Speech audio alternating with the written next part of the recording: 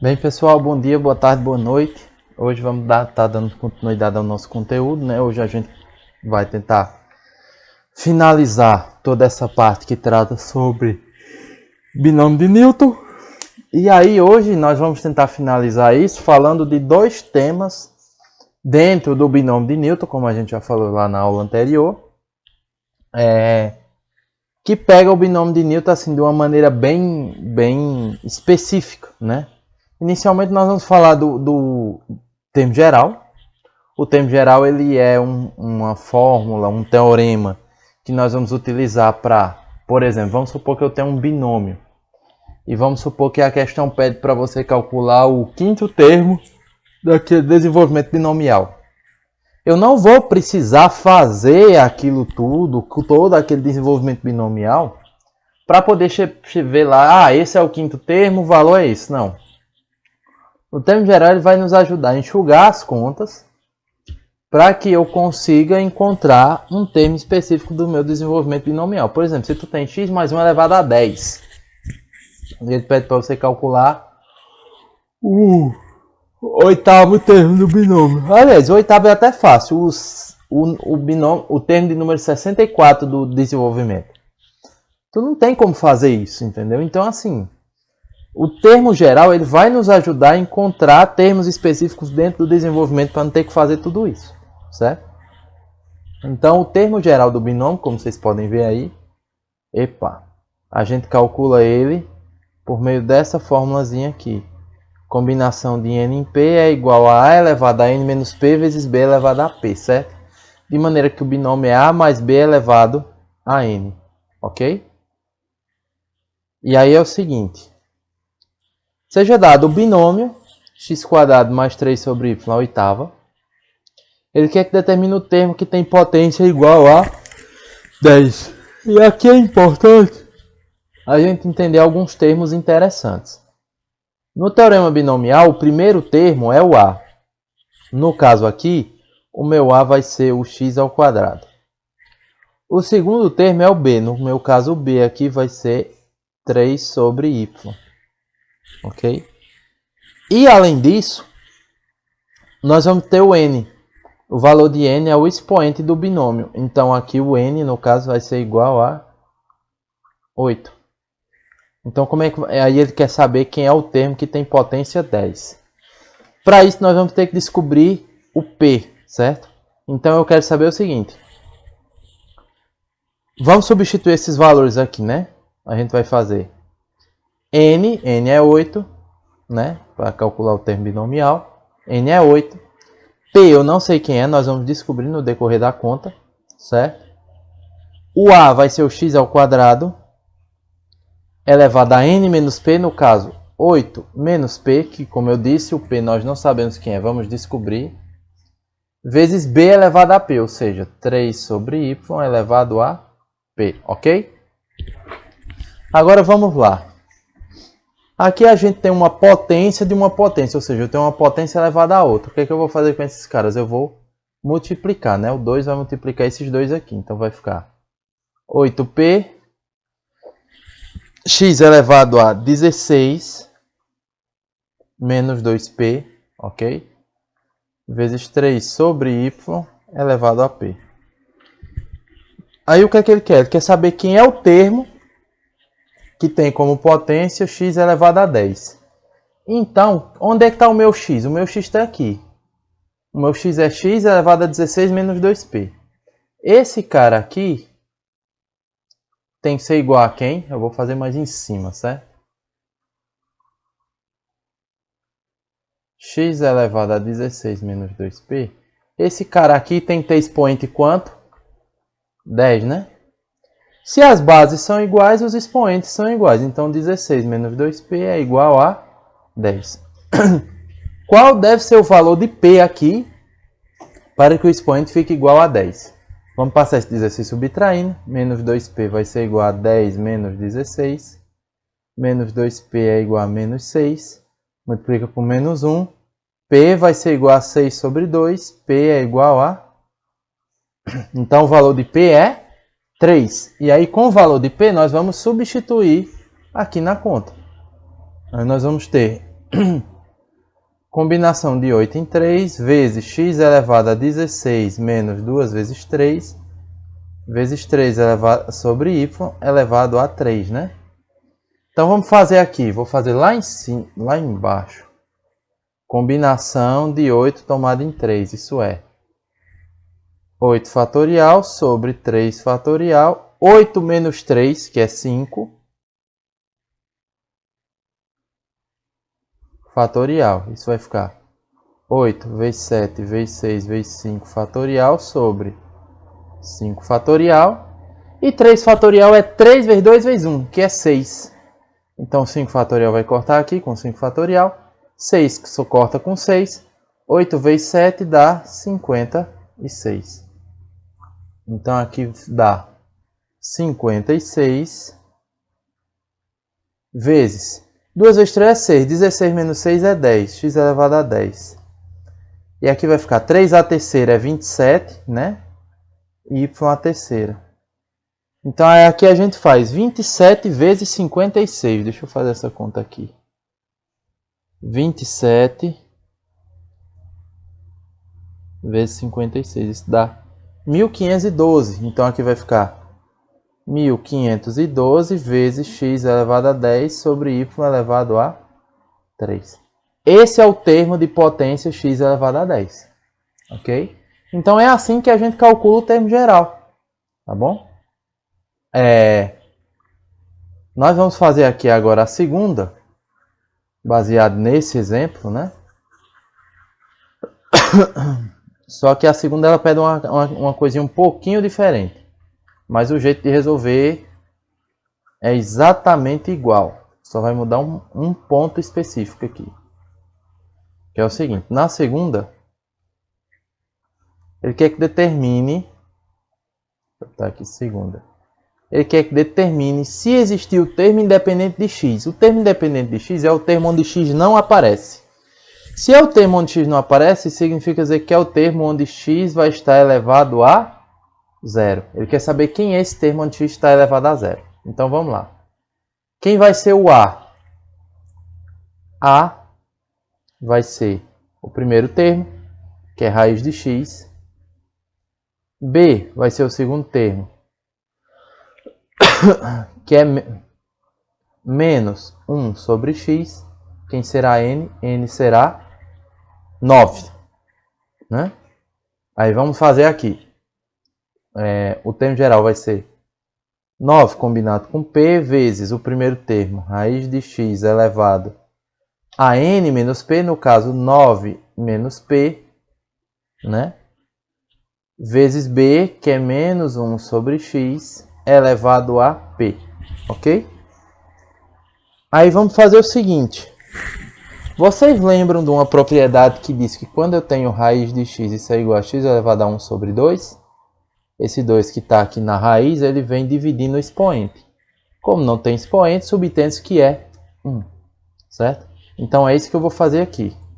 Vai ficar 9p vezes x elevado a 1 sobre 2 elevado a 9 menos p vezes... Outra propriedade importante que diz é que quando eu tenho 1 sobre x, eu posso escrever isso como sendo x elevado a menos 1.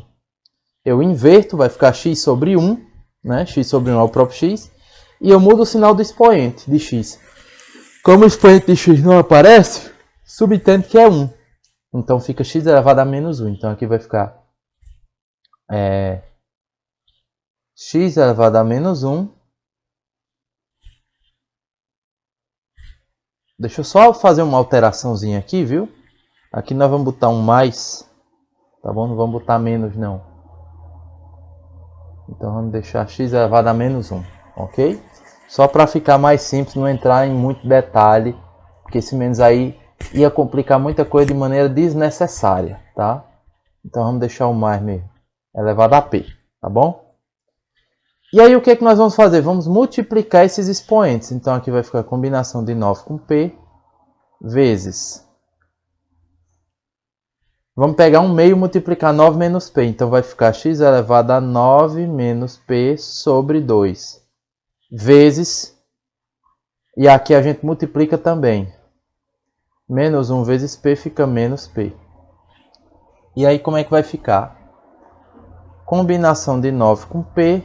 Bases iguais, a gente vai somar os expoentes. Então aqui vai ficar x elevado a 9 menos P sobre 2 menos P. Então esse é o expoente de x. O expoente de x aqui é 9 menos P sobre 2 menos P. Tudo isso é o expoente de x.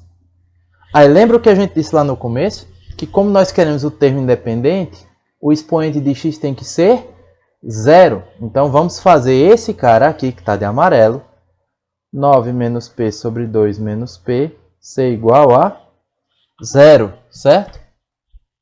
Só ajeitar esse 2 aqui. Aí como é que nós vamos fazer? Vou passar P para lá, vai ficar 9 menos P sobre 2 igual a P. Faz meio pelos extremos. 2 vezes P vai ficar 2P. 9 menos P vezes 1 fica 9 menos P. Esse P que está negativo passa positivo. 2P mais P igual a 9. Isso dá 3P igual a 9. Então P é igual a... Então qual vai ser o valor de P aqui? 3. Então como é que vai ficar? Vamos finalizar lá embaixo. Então como é que vai ficar?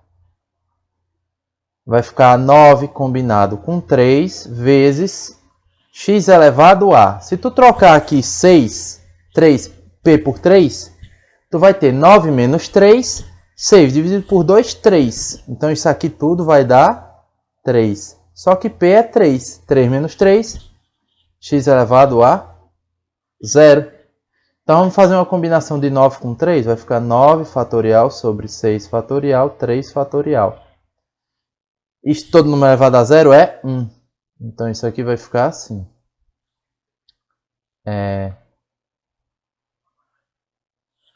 Então isso aqui vai ficar assim. 9 vezes 7 vezes 8 vezes... Oxi. Viajei geral agora, hein? 9 vezes 8 vezes 7 vezes 6 fatorial sobre 6 fatorial. Vezes 3 vezes 2 vezes 1. 6 corta com 6. 8 dividido por 2 é 4. 9 dividido por 3 é 3. Aí a gente faz 3 vezes 4, 12 vezes 7. 84. Então o termo independente de x aqui vai ser 84. Ok? Então é assim que a gente resolve questões que tratam sobre termo geral do binômio. Tá bom? Para a gente finalizar, nós vamos falar agora do triângulo de Pascal. O triângulo de Pascal é uma propriedade muito importante que vai nos ajudar na hora de resolver determinados binômios, certo? Nós vamos fazer o seguinte, nós vamos construir um triângulo, o triângulo de Pascal é isso, nós vamos construir um triângulo onde nós podemos organizar os coeficientes binomiais. Ou seja, por exemplo, no primeiro eu tenho a combinação de 0 em 0. Na segunda linha eu tenho todas as combinações de 1, que é 1 e 0, 1 e 1. Aqui, ó. 0 e 0 é a única possível. Na segunda linha, todas as combinações de 1. Na terceira linha, todas as combinações de 2. É 2 e 0, 2 e 1, 2 e 2. Sempre vai até o número de cima, né?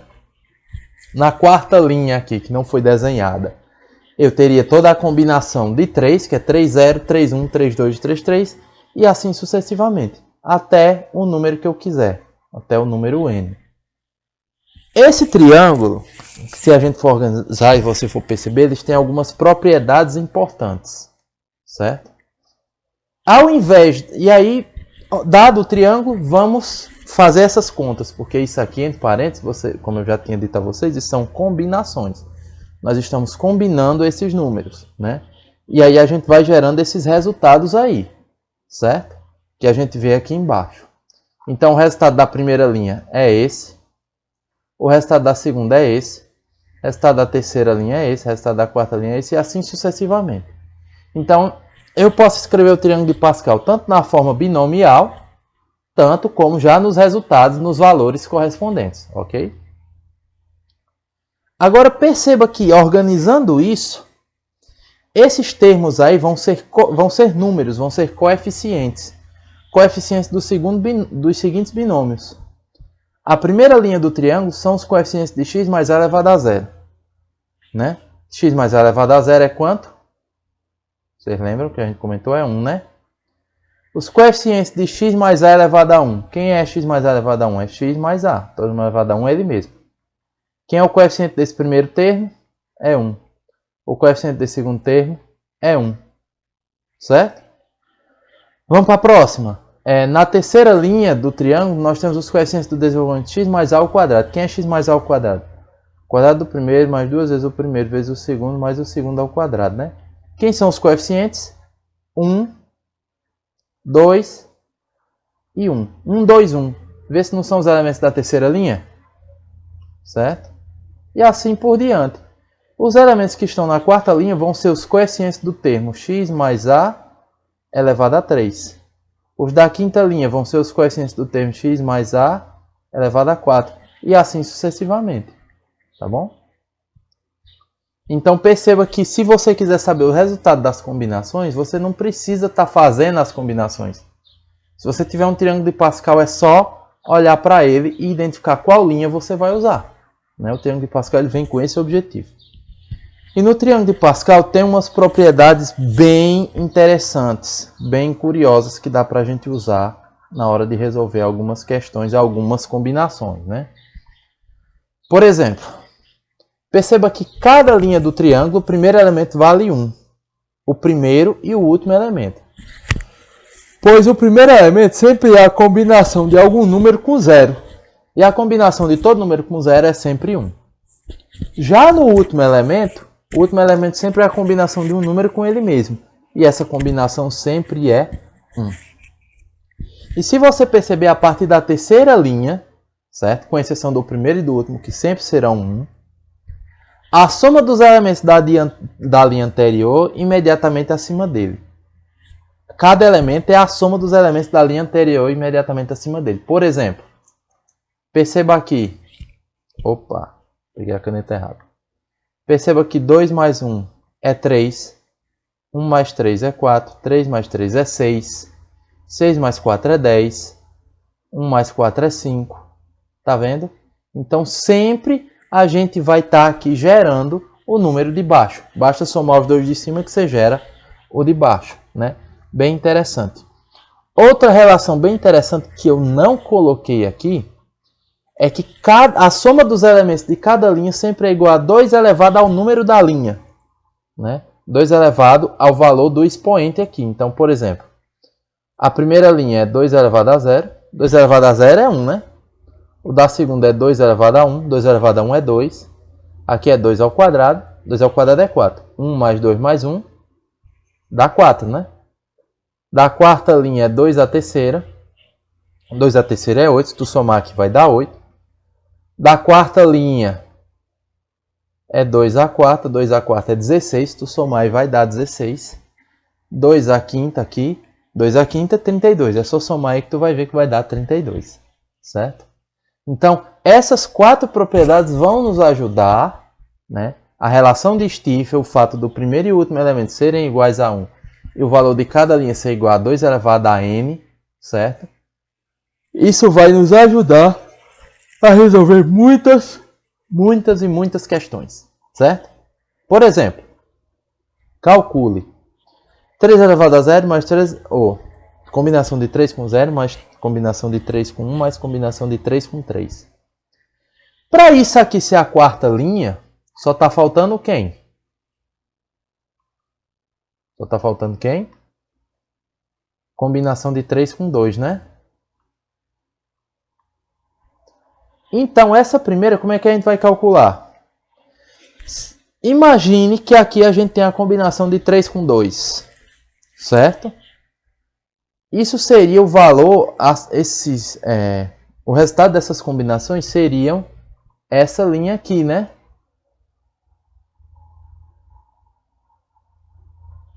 Essa linha é qual? Primeira, segunda, terceira, quarta, quinta. Então o valor disso aqui seria 2 elevado a 4, né? Então, supondo que aqui tivesse a combinação de 3 com 2, o valor dessa linha seria 2 elevado a 4. Só que não tem a combinação de 3 com 2, então eu vou descontar ela. Certo? Quanto é 2 à quarta? 16. Combinação de 3 com 2, a gente faz aqui rapidinho. 3 fatorial sobre 1 fatorial, 2 fatorial, isso é 3 vezes 2 fatorial, 1 fatorial é 1, 2 fatorial, corta? 3 dividido por 1, 3. Então isso vai ser 16 menos 3, que dá 13, certo? Mesma ideia aqui na de baixo. Aqui está faltando quem? A combinação de 4 com 2. Supondo que essa combinação que está faltando tivesse aí, a soma desses elementos ia corresponder à quinta linha, não é isso? Opa, espera aí. Aqui é 2 elevado a 3, viu, gente? Eu me confundi aqui. Aqui é 2 elevado a 3. 2 elevado a 3 é 8. 8 menos 3, 5. Ok? Agora sim. Então, nessa linha de baixo, se você for parar para pensar, se tivesse a combinação de 4 com 2, quanto seria o resultado aí? Seria o resultado da quinta linha. A quinta linha é quanto? Agora sim, 2 elevado a 4, certo? Então, nessa segunda nós vamos fazer 2 elevado a 4. Só que nessa linha não tem a combinação de 4 com 2, então eu vou descontar ela. Então vamos lá, 2 elevado a 4 é 16. Menos combinação de 4 com 2, isso é 4 fatorial. 2 fatorial, 2 fatorial, isso é 4 vezes 3 vezes 2 fatorial. 2 fatorial, e 2 fatorial é 2, né? Então corta aqui. 4 vezes 3 é 12, dividido por 2 dá 6. Então é 16 menos 6, que é 10. Então o resultado dessa primeira é 5. Da segunda é 10. Ok, gente. Pronto, pois é isso. Espero que vocês tenham gostado. A aula ficou um pouquinho longa, né? Porque eram 2 assuntos. Era o termo geral e o triângulo de Pascal. Mas espero que tenha ficado entendido. Na nossa próxima aula, como nós terminamos o conteúdo, vamos ter um momento dedicado ao esclarecimento das nossas dúvidas. Beleza, galera? Pois abraço, tchau, tchau, até a próxima.